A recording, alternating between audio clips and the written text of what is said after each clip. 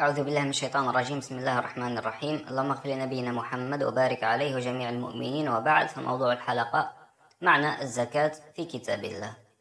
نبدأ أولا مع هذا المعنى الذي ذكر في هذا المعجم. الزكاة هي البركة والنماء والطهارة والصلاح إلى غيرها من هذه المعاني. نريد أن نحقق هذه المسألة في كتاب الله.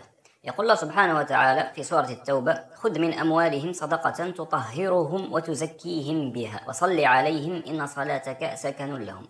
كما نلاحظ فالله يقول تطهرهم وتزكيهم بها. إذا كانت معنى الزكاة هي الطهارة فقط فيصبح لا معنى لهذا العطف هنا، تطهرهم وتطهرهم بها.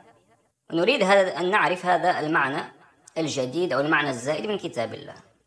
لدينا مثال هنا في حق عيسى بن مريم، عندما يقول الله سبحانه وتعالى عندما خاطب الروح جبريل الملك الذي أرسله الله إلى مريم فقال: إنما أنا رسول ربك لأهب لك غلاما زكيا.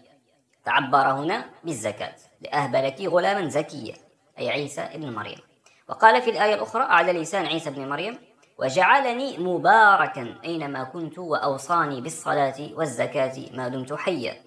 إذن فكما نلاحظ من معاني الزكاة المعروف في اللسان العربي هي البركة، وهنا مذكور في كتاب الله هذا المعنى البركة.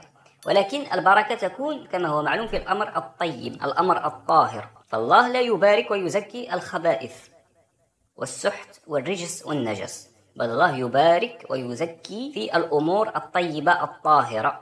فيكون المعنى إذن معنى الزكاة هو المباركة والزيادة والنماء، ولكن في الأمور الطاهرة. طبعا خذ من أموالهم صدقة تطهرهم وتزكيهم بها، فالله يطهر المؤمنين ثم يبارك فيهم، يزكيهم وينمي فيهم الخير والصلاح. نعم، ويكون هذا هو المعنى الذي تدل عليه آية الكتاب ويدل عليه كذلك اللسان العربي، وبهذا يتبين معنى الزكاة من كتاب الله. نعم، هذا ما أردت أن أشاركه معكم في هذه الحلقة.